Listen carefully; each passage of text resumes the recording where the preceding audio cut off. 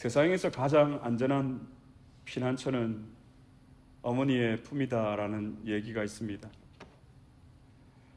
우리가 이 땅을 살아가면서 부모님들에게 사랑의 마음, 감사의 마음, 이것을 담아서 오늘 존경을 표합니다. 이 땅의 모든 부모님들에게 다시 한번 감사의 마음을 전해드립니다. 오늘 어버이 주일을 맞아서 제목을 부모의 권위와 의무라고 정해보았습니다. 처음에는 제목을 부모의 권리와 의무라고 정했다가 이 권리보다는 권위의 이 의미가 좀 더 높은 차원의 의미를 담고 있기 때문에 제목을 바꾸었습니다. 부모의 권위와 의무. 권위를 사전에 찾아보면 어떤 우수성을 가지고 힘이나 영향력을 행사할 수 있는 능력이라고 정의를 하고 있습니다. 부모에게 그러한 권위가 있다는 것입니다. 우리가 자녀들에게 행사할 수 있는 이 능력, 이 권위가 무엇입니까? 본문의 말씀에 보면 하나님께서 율법을 통해서 두 가지로 말씀을 하십니다. 하나님 사랑과 이웃 사랑에 대해서 말씀하십니다. 이 율법의 핵심의 내용이 바로 주님께서 이스라엘 백성들과 맺으신 이 10계명의 언약 가운데에 이 율법이 다 들어있습니다. 그래서 1계명부터 4계명까지의 내용은 하나님 사랑에 대한 내용입니다. 그리고 오늘 본문이 되어지는 5계명부터 10계명까지의 내용은 이웃에 대한 사랑입니다. 하나님은 하나님 사랑에 대한 말씀을 주시면서 이웃에 대한 사랑을 우리에게 주시면서 시작을 어떻게 하고 있습니까? 내 부모를 공경하라. 다시 말하면 우리의 이웃 사랑의 시작, 출발은 부모 공경에 있어야 한다는 것입니다. 우리가 부모를 공경하지 아니하는 사람이 이웃을 사랑할 수 없다는 것을 오늘 주님께서 우리에게 주신 계명을 통해서도 우리는 잘 알 수가 있습니다. 누구든지 이 권위를 가진 부모를 존중하고 공경하라. 이것이 오늘 본문의 5계명의 내용입니다. 부모를 누가 세우십니까? 저와 여러분을 누가 부모로 세워주셨습니까? 하나님께서 부모를 세워주십니다. 자녀가 자신의 부모를 결정할 수가 없듯이 부모는 하나님께서 세우십니다. 이런 차원에서 부모는 직분자라고 우리는 말합니다. 하나님께서 교회와 세상을 다스리실 때에 어떻게 이 교회와 세상을 다스려 가시는가? 하나님께서는 교회의 직분자들을 통해서 교회를 세우시고 이 세상을 세워 나가십니다. 하나님께서 부모를 통해서 마찬가지로 우리의 자녀, 우리의 가정을 다스리시기를 원하신다는 것을 오늘 우리는 이 제5계명을 통해서 알 수가 있습니다. 성경은 자녀가 부모에 대한 마땅한 순종의 근거로 무엇을 얘기하고 있습니까? 부모는 하나님께서 세우신 직분자라는 사실을 우리에게 말씀하고 있습니다. 자녀가 부모에게 순종해야 하는 이유가 무엇입니까? 부모의 좋고 나쁨을 떠나서 자녀가 부모에게 순종해야 하는 이유는 부모의 권위가 하나님으로부터 나왔기 때문에 그 자녀가 부모에게 순종하는 것입니다. 오늘 말씀을 한 절 찾아보도록 하겠습니다. 로마서 13장 1절의 말씀입니다. 다 같이 우리 한 목소리로 봉독하시겠습니다. 각 사람은 위에 있는 권세들에게 복종하라. 권세는 하나님으로부터 나지 않음이 없나니 모든 권세는 다 하나님께서 정하신 바라. 아멘. 오늘 로마서 13장에 보면 세상의 모든 권세를 누가 정하셨다라고 사도가 말하고 있습니까? 하나님께서 모든 권세를 정하셨다라고 선언하고 있습니다. 그렇기 때문에 자녀가 부모의 권위, 권세에 순종해야 한다는 것입니다. 다른 이유가 없습니다. 말씀에서 순종하라고 했으니까 순종하는 것은 당연한 것입니다. 만약 자녀가 순종하지 않는다면 둘 중에 하나입니다. 자녀가 사탄의 앞잡이든지 아니면 부모에게 하나님께서 주신 권세, 권위가 없든지. 하나님께서는 태초에 저와 여러분을 창조하시고 가정을 세우시면서 이러한 질서들을 말씀에서 이미 부여해 주셨습니다. 그러면 왜 하나님께서 부모에게 이러한 직분과 건의를 주셨을까요? 여러분들은 부모의 건의가 무엇이라고 생각하십니까? 우리가 부모로 살아가지만 나에게 있는 하나님께서 주신 이 건의, 이것을 생각하지 않고는 우리가 바른 자녀들에게 지도를 할 수가 없습니다. 부모의 건의가 무엇입니까? 하나님께서 태초에 말씀을 내려주십니다. 누구에게 말씀을 내려주십니까? 하나님께서 홀로 있던 아담에게 말씀을 내려주십니다. 이것으로서 아담에게 건의를 세워주셨습니다. 여기서 우리는 가장의 건의가 무엇인지를 알 수가 있습니다. 오늘 이 시대를 살아가는 가장이 쉽지 않은 세상입니다. 우리에게 있는, 여기 아버님들이 계시는데, 아버지들이 계시는데, 이 아버지들에게 있는 건의가 무엇입니까? 하나님께로부터 받은 말씀, 이것이 이 땅의 모든 아버지들의 건의라는 것입니다. 이것이 곧 부모의 건의입니다. 성경이 말하는 건의가 어떤 부모의 경제력이나 사회적 위치, 이것으로서 부모의 건의가 세워지는 것이 아니라는 것입니다. 그러나 우리는 가끔 착각을 할 때가 있습니다. 우리가 세상의 기준을 따라서 살고 있기 때문에 우리의 어떤 경제력, 우리의 어떤 사회적인 위치, 이것이 부모의 건의라고 하는 착각을 할 때가 있습니다. 그러나 부모는 누구입니까? 하나님께서 세우신 직분자입니다. 직분자가 누구입니까? 직분자가 받은 것이 무엇입니까? 직분자가 받은 것은 하나님의 말씀입니다. 그 말씀대로 교회를 다스리고 가정을 다스리고 세워나가는 것이 바로 직분자의 의무입니다. 하나님의 말씀을 받았다는 것은 어떤 의미입니까? 우리의 자녀들에게 이 하나님의 말씀을 가르칠 이 사명, 이 의무가 오늘 이 땅을 살아가는 모든 믿음의 부모들에게 있다는 사실입니다. 그러므로 우리가 부모의 권위를 이야기할 때에 하나님께로부터 말씀을 받은 자라는 이 직분자라는 사실을 우리가 잊어서는 안 됩니다. 우리가 자녀보다 힘이 세다는 이유로 이것이 부모의 권위가 될 수가 없습니다. 우리가 우리의 자녀보다 재물이 많다라고 해서 이것이 우리의 부모의 권위가 될 수가 없다는 것입니다. 영원한 하나님의 말씀을 받은 것, 이것이 이 땅을 살아가는 모든 부모들의 권위입니다. 하나님께서 이렇게 믿음의 부모들에게 권위를 주셨다는 것은 성경에도 이것을 밝히고 있습니다. 신명기 21장을 우리가 다 함께 보도록 하겠습니다. 신명기 21장 18절로 21절의 말씀, 조금 길지만 우리가 한 목소리로 봉독하시겠습니다.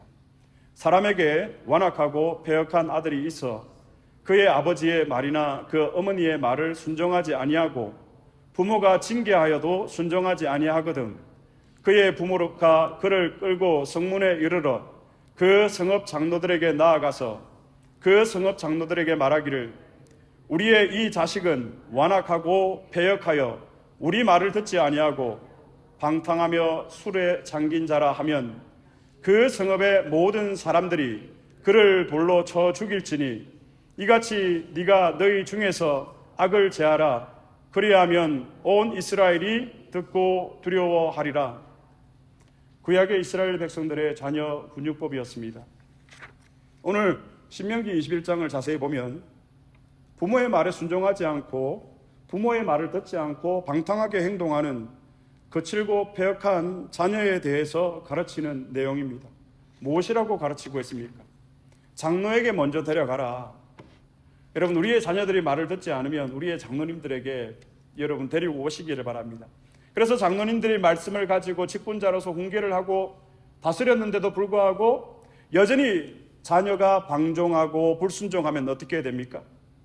성문 어기로 끌고 가서 돌로 쳐서 죽일지니 패역한 자녀들에게 내리는 무시무시한 벌입니다. 오늘 이 구약의 자녀 교육법이 신약 이후의 현대에 존재한다면 여러분 얼마나 많은 사건들이 일어나겠습니까? 왜 돌로 쳐서 죽였습니까? 부모의 말을 듣지 않는 것은 부모의 말을 듣지 않는 것이 아니라 하나님의 권위를 부정하는 것이기 때문입니다. 자녀에게 불순종하는 것은 단지 부모에게만 불순종하는 것이 아니라 하나님에 대한 반역이기 때문에 구약에 돌로 쳐서 자녀들을 죽였던 것입니다. 부모가 말씀의 권위를 받은 직분자라는 사실을 우리가 이것을 잊어서는 안 됩니다. 우리가 행사해야 될 권위가 무엇입니까? 내가 아버지네, 내가 어머니네, 이것으로 우리가 우리의 자녀들에게 권위를 행사할 수가 없습니다. 말씀을 가지고, 말씀의 권위를 가지고, 그 직분의 권위를 가지고 우리가 부모에게 주어진 이 권위를 우리가 사용해야 합니다. 우리의 자녀들이 불순종하고 우리의 자녀들이 반항하고 배역하게 살아가는 이유가 무엇인가? 우리의 자녀들이 부모에게 순종하지 않는 이유가 무엇인가? 여러분, 자녀를 탓하기 전에 하나님 앞에서 믿음의 부모된 우리가 하나님의 말씀을 받은 직분자의 권위가 있는지 없는지 이것을 먼저 우리가 돌아보아야 한다는 것입니다. 그래서 성경은 철저하게 자녀가 부모에게 순종하도록 그 질서를 하나님께서 세우셨다는 것입니다.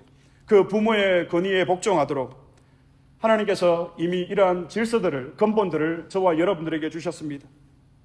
그래서 말씀의 권위가 사라진 부모에게 순종할 수 있는 자녀는 아무도 없다는 것입니다. 하나님께서 저와 여러분에게 주신 이 말씀의 권위, 직분자의 권위를 우리가 잘 사용해야 합니다. 이 부모의 권위와 함께 부모에게 있는 의무가 무엇입니까? 법에 보면 부모는 자녀를 보호하고 양육할 책임과 의무가 있다라고 명시하고 있습니다. 그렇습니다. 이러한 의무들이, 책임들이 저와 여러분에게 있습니다. 그래서 저와 여러분들이 수고해서 땀 흘려서 자녀들을 먹이고 입히고 공부시키는 모든 것들.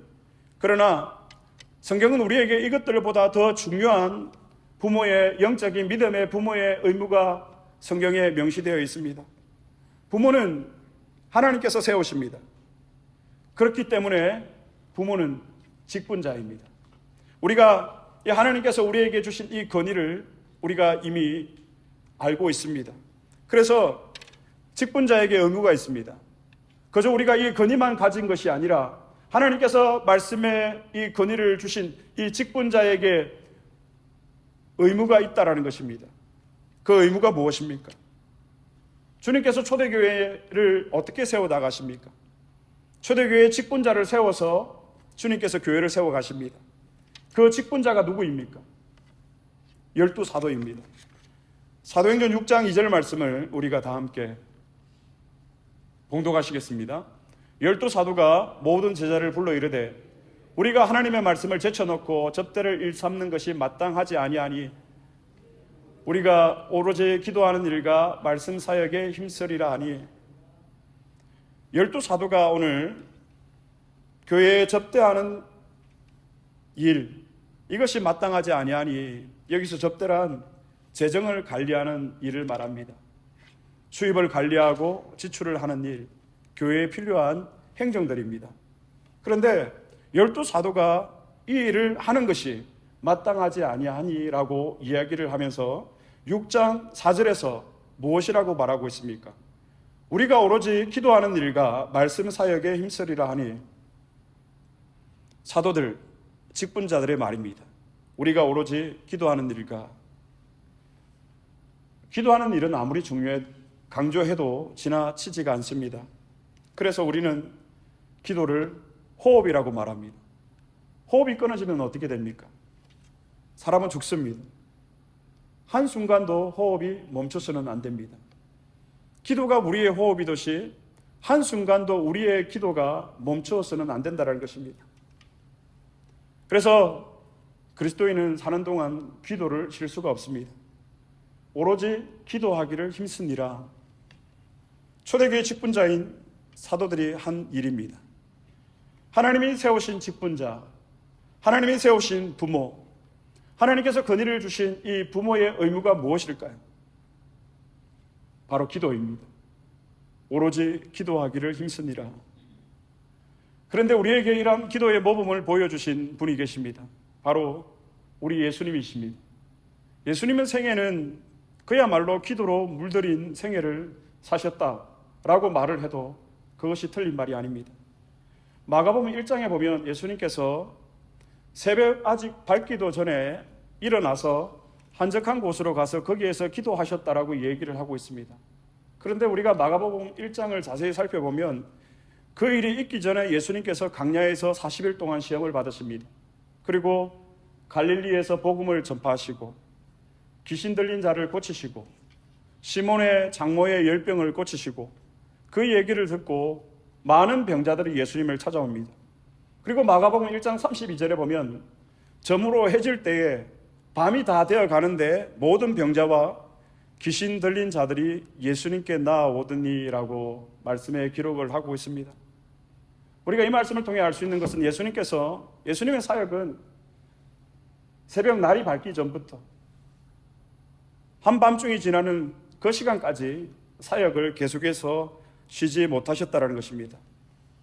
밤늦게까지 사역을 하시고 새벽이 밝기 전에 한적한 곳, 여기서 한적한 곳은 광야입니다. 이 광야로 예수님께서 나가셔서 기도하셨는데 그렇다면 예수님께서 과연 몇 시간이나 주무셨을까? 예수님께서 신성을 가지셨지만 그분도 인성을 가지신 분입니다. 배가 고프셨고 외로우셨고 고통을 느끼셨습니다.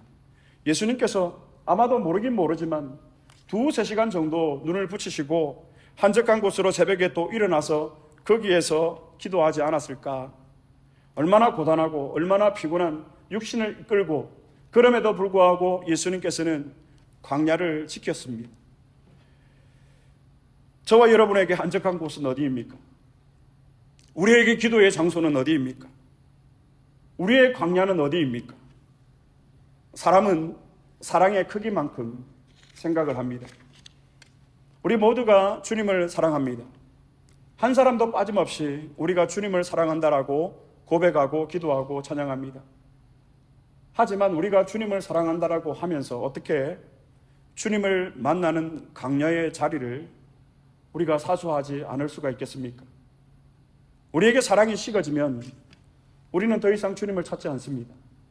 지금 우리가 주님을 찾지 않는다라는 것은 즉 우리가 주님을 사랑하지 않는다라는 그 마음의 고백일 수도 있습니다. 다른 어떤 것보다 기도에 우리의 우선순위를 두어야 합니다. 부모의 의무가 무엇입니까? 우리에게 주어진 의무가 무엇입니까? 자녀를 보호하고 양육하는 이 거룩한 책임이 저와 여러분에게 있지만 하나님께서 우리에게 주신 이 책임, 이 의무가 무엇입니까? 바로 기도입니다. 그런데 이 기도는 노력이나 억지로 되지가 않습니다. 우리가 이 기도의 가치를 알아야 합니다.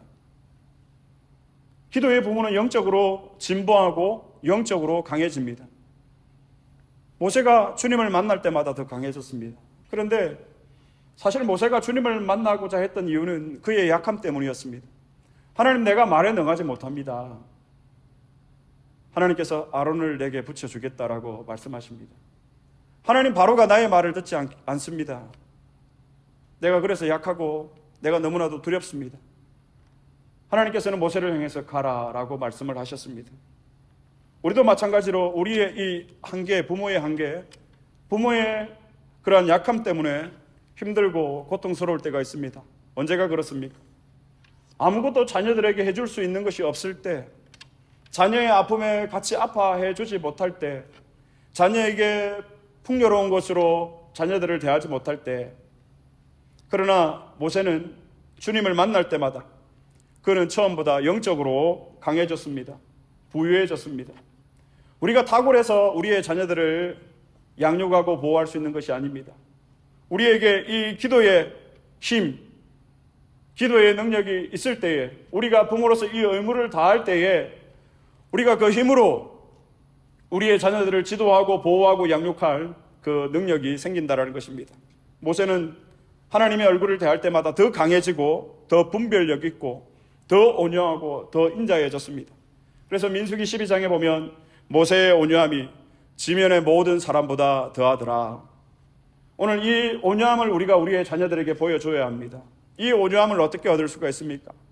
부모의 의무를 다할 때에, 기도의 자리, 광야의 자리에서 하나님을 대면할 때에 우리에게 이 온유함이 나타난다는 것입니다. 그래서 모세는 주님을 만날 때마다 그의 인격의 넓이와 깊이가 점점 더 풍성해졌습니다. 그 이유가 무엇입니까? 모세는 끊임없이 주님을 구하고 주님을 만났기 때문입니다.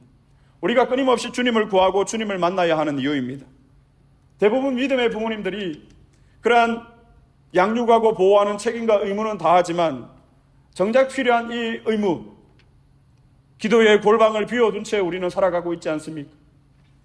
하나님의 얼굴을 대면하고 하나님의 권세를 위임받고 기도의 의무를 다하는 이것이 하나님께서 저와 여러분에게 주신 권위와 의무입니다.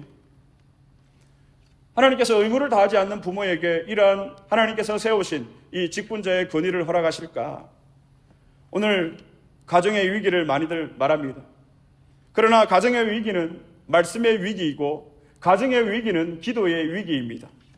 기도를 잃어버린 부모와 가정, 그리고 그 안에서 살아가는 우리의 자녀들, 잘 살 수가 없습니다.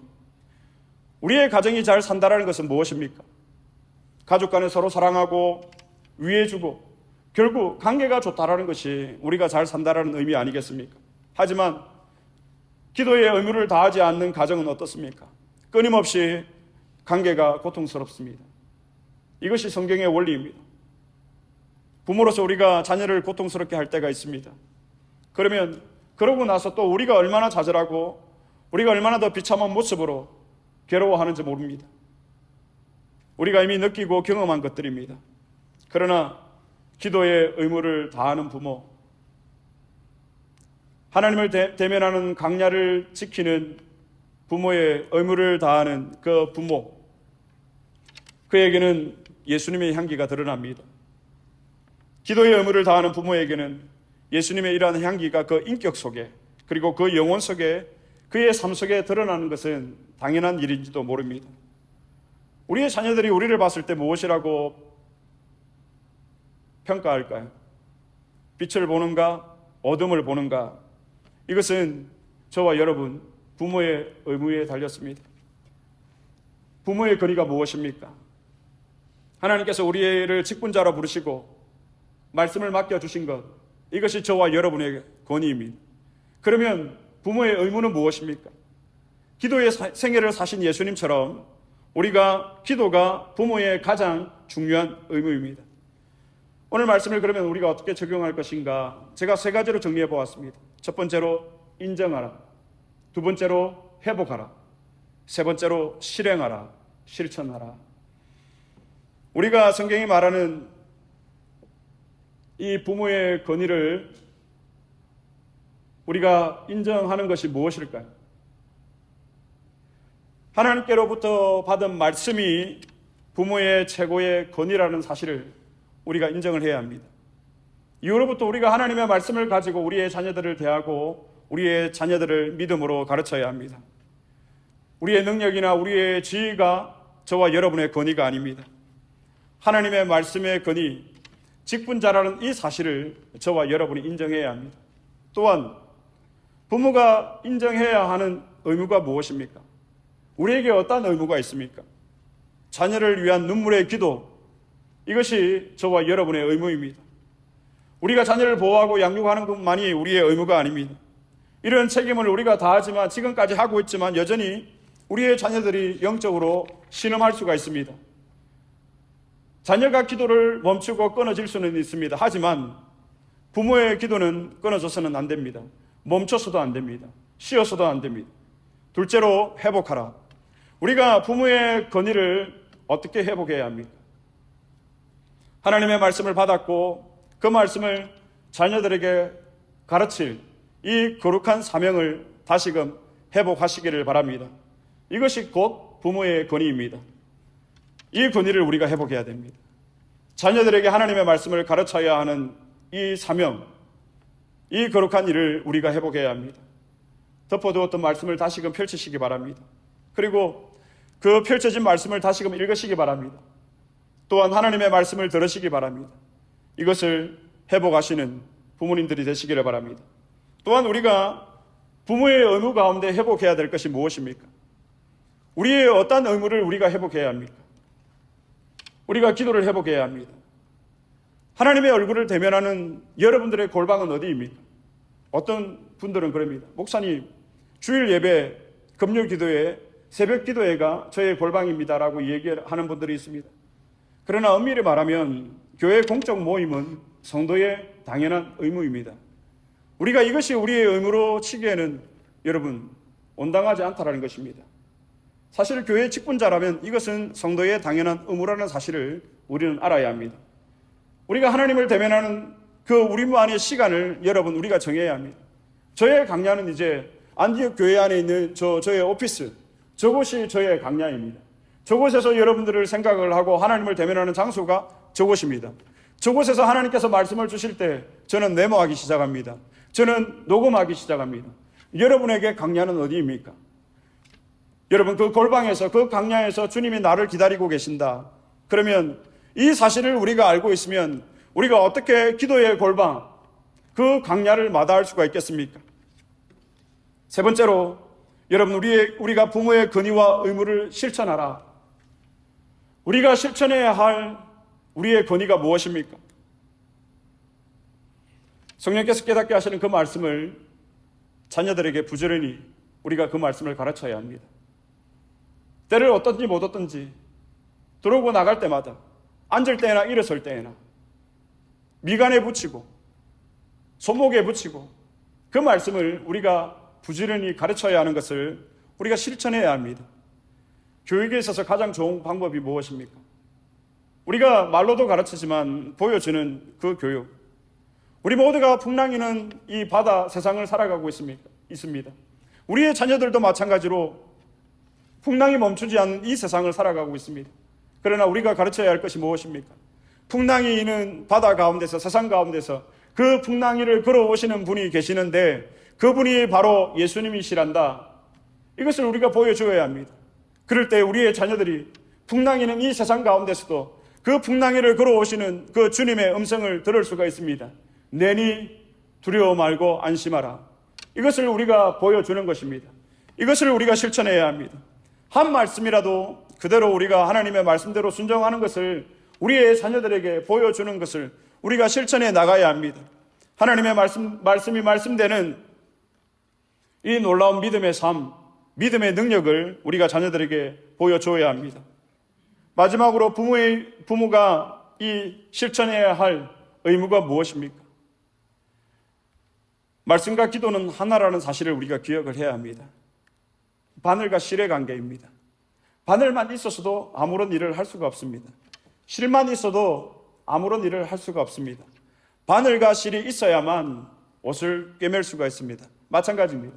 말씀과 기도도 이와 같은 관계입니다. 우리가 기도의 의무를 다하지 못하는 이유가 무엇입니까? 우리가 기도의 능력을 잃어가는 이유가 무엇입니까? 아니, 기도의 맛을 잃어버린 이유가 무엇입니까? 우리에게 하나님의 말씀이 없기 때문입니다. 그래서 기도와 말씀을 따로 구분할 수가 없다는 것입니다. 우리가 실천해야 될 것, 부모로서 우리의 의무, 우리의 책임, 우리가 실행해야 될 것이 무엇입니까? 기도의 우선순위를 두어야 한다는 것입니다. 기도의 우선순위를 두기 위해서 우리가 많은 것들을 꺼내야 하고 많은 관계들 속에서 방해받지 않아야 할 그러한 많은 일들이 우리에게 있습니다. 기도에 방해되는 것들을 우리가 끊어야 합니다. 그것이 만남이든 우리의 취미이든 우리의 삶 가운데 기도가 우선순위가 되는 것을 방해하는 것들을 우리는 내려놓을 수 있어야 합니다. 신앙의 어려움이 무엇입니까? 환경이 아닙니다. 상황이 아닙니다. 주님과의 만남의 시간이 없기 때문에 우리의 상황이, 우리의 신앙이 어렵고 힘든 것입니다. 그래서 이 우리의 승리는, 우리의 신앙은 이 기도의 시간과 비례한다는 것입니다. 우리가 사람을 만나서 염려하지 마시고 하나님을 만나서 모세처럼 그런 얼굴에 강체가 나고 그 강체가 우리의 자녀를 살리는 기도의 의무를 다하시는 믿음의 부모가 되시기를 그리스도 이름으로 축복합니다. 안디옥 교회 부임을 결정을 하고 부임 전에 교회를 방문한 적이 한 번 있습니다. 파킹plat에 주차를 해놓고 잠시 기도한 적이 있습니다. 하나님, 이 자라나는 풀들에게도 하나님께서 새 생명을 주옵소서. 하나님, 안디옥 교회 가운데 하나님의 영을 부어 주옵소서. 지금도 그 기도를 하고 있습니다.